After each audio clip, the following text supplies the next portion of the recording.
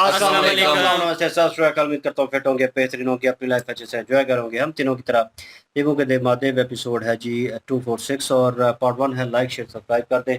Straight चलते हैं video की तरफ। मेरा नाम है मलिक सकलानी इकबाल और मेरे साथ हैं Rana Mohammad Ali, Mohammad Sameer Khokhar. So guys let's start.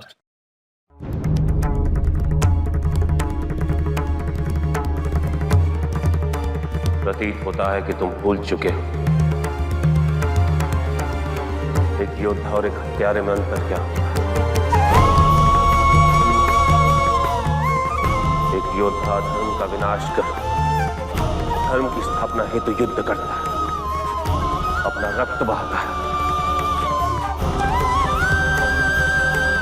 किंतु तुमने अपनी अहम की पूर्ति हेतु इसका वध किया।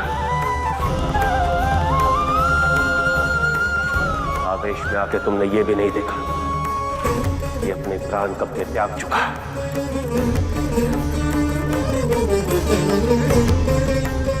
मृत शरीर पर प्रहार करते रहे तुम।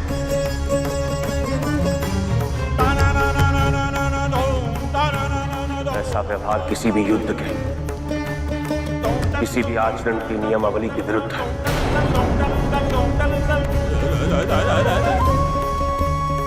मुझे तुमसे ऐसे कृत्य की अपेक्षा नहीं थी। अपेक्षा नहीं थी?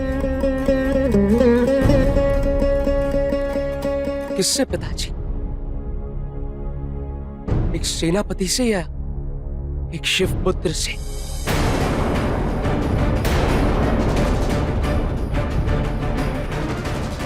कार्तिकेय!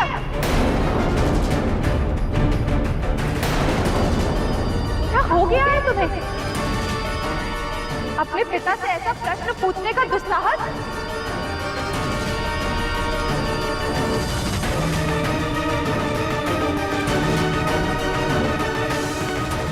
मैं ये नहीं जानता पिताजी कि नियमावली के अनुसार क्या उचित है और क्या नहीं।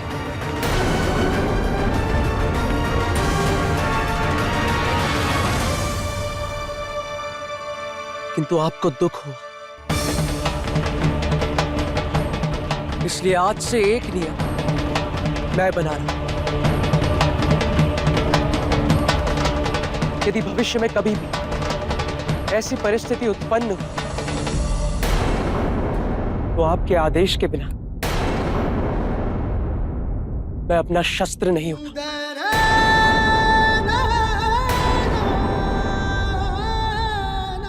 चाहे उसका मूल्य मुझे अपने प्राणों की आहुति देकर ही क्यों ना चुकाना पड़े।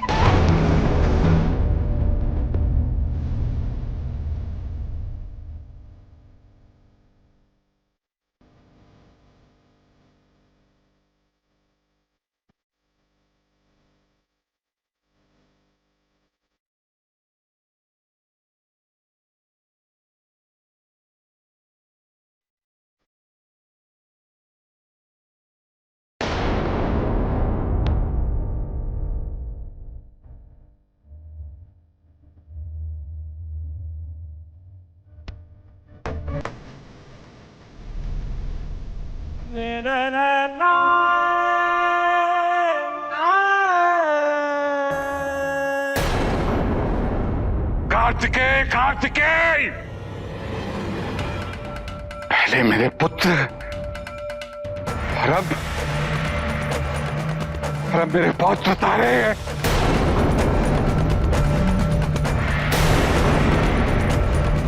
तुम तीनों यहां खड़े क्या कर रहे हो? जाओ जाके पूजा अर्चना करो अपने शिव पुत्र की, जिसने पहले तुम्हारे पिता फिर तुम्हारे भाई का रक्त बहाया है। क्रूरता से मारा है तुम्हारे भाई को उसने। हमारा युद्ध देवताओं के विरुद्ध था। अब हमने महादेव व उनके परिवार को चुनौती देना आरंभ कर दिया है। हम कैसे उनके पुत्र को मारने की योजना बना सकते हैं? आचार्य, ऐसे समय में आपको यहाँ सबका मनोबल बढ़ाना चाहिए, किंतु आप तो स्वयं असुर सेना के आत्मविश्वास पर घात कर रहे हैं। मैं यहाँ रणनीति पर ज्ञान अर्जित करने के लिए नहीं रुका हूं। मेरा केवल उद्देश्य है प्रतिशोध, प्रतिशोध। मुझे प्रतिशोध के माध्यम से असुर सेना को, असुर सभ्यता को उनका मान वापस दिलाना है। यदि आपके पास कोई अनुकूल सुझाव है तो दीजिए, अन्यथा शांति रहिए। हम अपने कर्तव्यों से बंधे हुए हैं और उसी कर्तव्य की पूर्ति हेतु हम आपको सुझाव दे सकते हैं। कार्तिकेय का वध करने की क्षमता अगर अब किसी असुर में है तो वो है महिषासुर।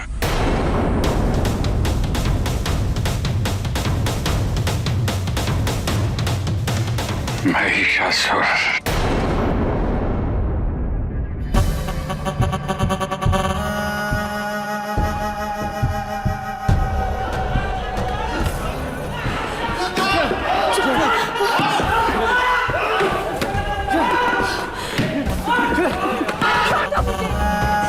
छोड़ो मुझे।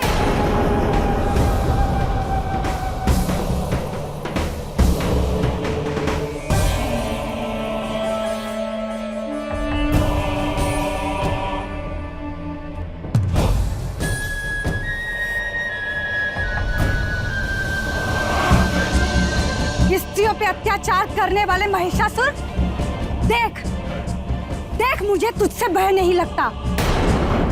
तुझे अहंकार है ना अपने वरदान पर कि तुझे कोई भी पुरुष मार नहीं सकता, और स्त्रियों को तू अशक्त केवल अपनी वासना की पूर्ति का माध्यम समझता है। समय आने पर यही अहंकार तुझे अंधा कर देगा। जितनी स्त्रियों का जीवन तूने नष्ट किया है, उन सब की वेदनाओं का श्राप मिलेगा तुझे। वीर योद्धा की भांति नहीं, अपितु एक कायर की तरह तेरी मृत्यु होगी।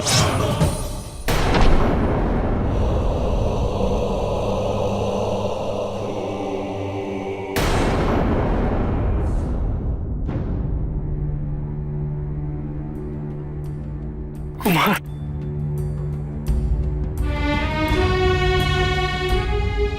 भूल हो गई मुझसे, मुझे क्षमा कर दीजिए।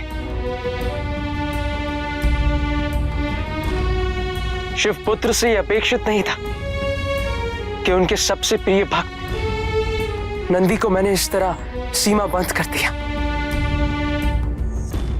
लीजिए, मैं आपको मुक्त करता।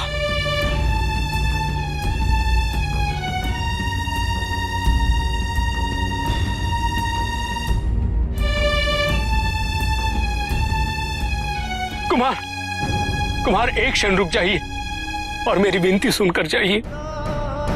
आवेग में आकर अपने पिता के प्रति अनुचित धारणा मत बनाइए कुमार। उनको समझना इतना सरल नहीं है, किंतु एक बार जब आप उनको समझ जाएंगे ना कुमार, तब आपको आभास होगा कि आप कितने सौभाग्यशाली हैं कि आप उनके पुत्र हैं।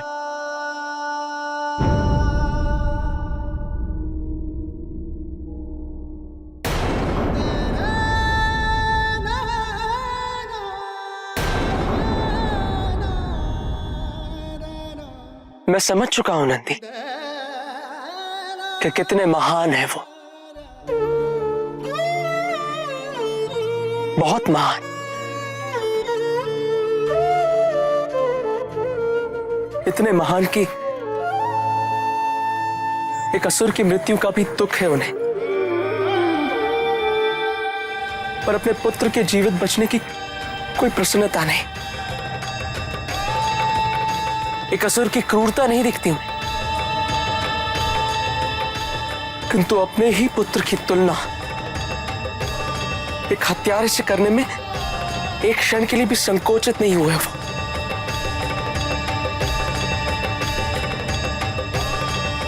मैं अब उनकी महानता से अवगत हो चुका हूं नंदी।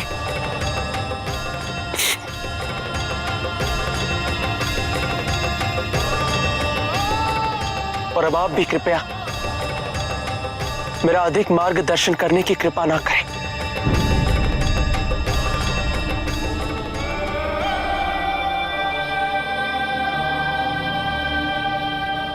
कुमार,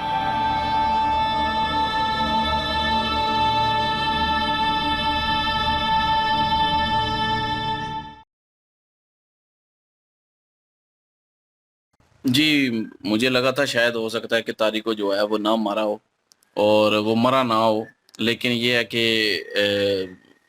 अभी वो सारी समझ आ गई कि वो मर चुका है और उसकी मृत्यु हो चुकी है। और इन्होंने जो कहा था पिछले एपिसोड में एंड पे कि उन्होंने जो है बाद में भी मारा, मरने के बाद, प्राण निकलने के बाद भी, तो वही हुआ। प्राण निकलने के बाद भी जो है वो कार्तिकेय जी जो है वो उनको मारते रहे। तो शिव जी जब आए हैं और शिव जी ने रोका है, इसलिए गुस्सा से रोका है कि अब वो मर चुका है, मृत्यु हो चुकी है उसकी। और फिर उन्होंने जो है वो उनको समझाया, क्योंकि एक सवाल था कि देवताओं के लिए जो है मारना योद्धा कहलाता है और खुद की रक्षा के लिए जो है मारना हथियारा किस तरह, मतलब वो किस तरह हथियारा होगा। तो उन्होंने जो है फिर शिव जी ने समझाया कि योद्धा और हथियारे में फर्क होता है और आप जो है वो योद्धा और हथियारे को एक ही समान रख रहे हैं। और मतलब खुद की हिफाजत जरूर करनी है, लेकिन एक राक्षस बन के जो है वो उसको मारना नहीं है, उसको जान से नहीं मार देना, प्रतिशोध नहीं लेना, और मौके देने हैं, वही बात। और उसके बाद जब उसकी जान निकल गई है, अगर वो मर गया है लड़ाई में, तो उसके बाद, उसकी मृत्यु के बाद उसकी लाश को जो है वो फिर से मारते रहना, ये एक हथियारे की, मतलब कि उन्होंने कहा कि गुस्से की हथियारे की निशानी है और वो चीज़ नहीं सही। और फिर जो है उन्होंने उस चीज़ का भी गुस्सा कर लिया। कार्तिकेय जो हैं वो इस चीज़ पे भी गुस्सा हो गए और इस चीज़ का भी नेगेटिव ले गए सारी बात को। और उन्होंने फिर से प्रण ले लिया कि जब भी अगर कोई ऐसी सिचुएशन दोबारा हुई तो मैं आपकी इजाज़त के बिना हथियार नहीं उठाऊंगा, चाहे मेरी जान भी निकल जाए। तो उधर पार्वती जी जो हैं वो भी समझा रही थी उनको कि अपने पिता से कैसे बात कर रहे हो, तो वो भी गुस्सा कर रही थी। और उसके बाद क्योंकि उनके मन में यही है कि शिव पुत्र और पार्वती के पुत्र होने की वजह से उनके सारा नाम है, उन्हीं की सारी ये इज्जत है, वो सेनापति हैं, इसलिए तो खुद की उनकी कोई पहचान नहीं। वो एक, उसने जो है क्या नाम है उसका, इंद्रदेव जो है, उसने अंदर जो है ये सारा कुछ डाला हुआ है। तो मैं ये समझता हूँ कि इंद्रदेव को भी इस चीज़ की सज़ा मिलनी चाहिए और शिव जी को उनको सज़ा देनी चाहिए। तो बाकी रही बात जो है वो उधर उसका पिता जो है तारकासुर का, वो जो है कह रहा है कि अब पहले मेरे पुत्र को मारा, मेरे पौत्र को मारा है। तो पौत्र को खुद ही भेजा था ना मारने के लिए, पौत्र को खुद भेजा था, शिव पुत्र को जाके जो है वो मार मृत्यु करके उसकी, वो अकेला है। तो जब उसने जो है वो आगे से प्रहार किया तो मृत्यु हो गई फिर तारी की। तो फिर अब क्या रोना कि अपने पौत्र को। तो उसके बाद जो है वो उन्होंने जो है मशवरा मांगा उनसे, क्या नाम है उनका, आचार्य जी ने मना किया। उन्होंने कहा कि ये देवताओं से लड़ाई थी, तो आपने जो है शिव परिवार से जो है वो इस चीज़ को, लड़ाई को लेके चले गए हैं, तो ये चीज़ ठीक नहीं है। तो उन्होंने कहा कि इसका कोई हल बताएं फिर आप, नहीं तो चुप रहें फिर।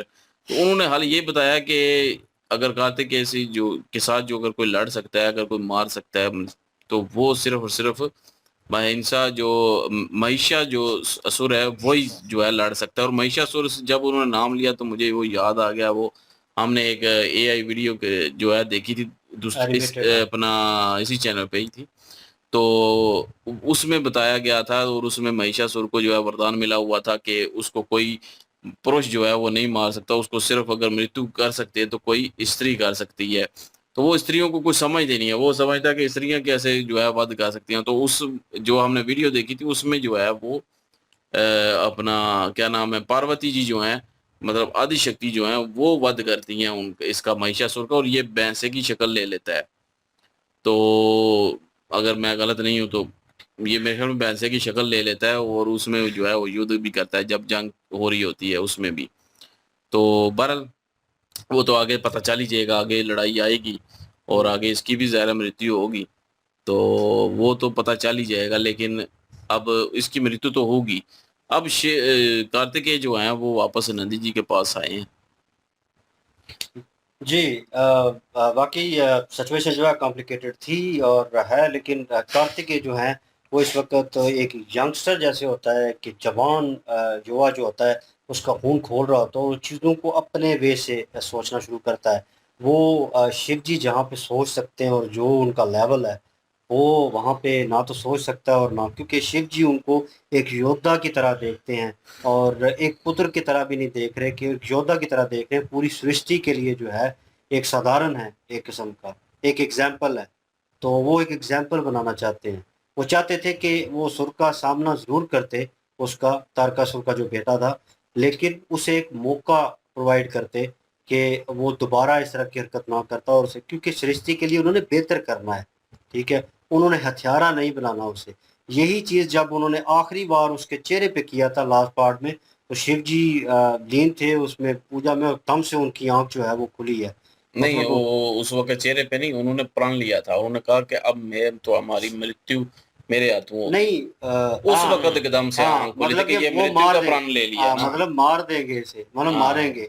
तो वो कन्फर्म था कि भाई वो शिव जी को लगा कि अब ये उस वे में जा रहे हैं। मैंने कुछ और वे से सोच रहा, मैंने कहा था कि जो है अपनी ज़िंदगी के फैसले खुद करो, खुद सोचो, खुद इम्प्लीमेंट करना होगा। लेकिन यहाँ पे कोई वो ही बहस जब वो मार चुके हैं तारकासुर के बेटे को, तो वहाँ पे यही चीज़ चल रही थी और इसी बहस में उन्होंने एक और प्रण जो है वो ले लिया कि मतलब अब की बार अगर कोई ऐसी स्थिति आएगी मेरे ऊपर, तो मैं जो है आपकी इजाज़त के बगैर जो है हथियार नहीं उठाऊँगा, भले मृत्यु दंड जो है वो मुझे लेना पड़े, क्योंकि वो बहुत बड़ा एक किस्म का उन्होंने प्रण ले लिया है। और शिव जी जो है उसके ऊपर क्रोधित भी थे, लेकिन जो एक्सप्रेशन थे वो उनको उसके परेशान ऊपर भी थे। परेशानी भी ज़ाहिर हुई है उनके चेहरे के ऊपर।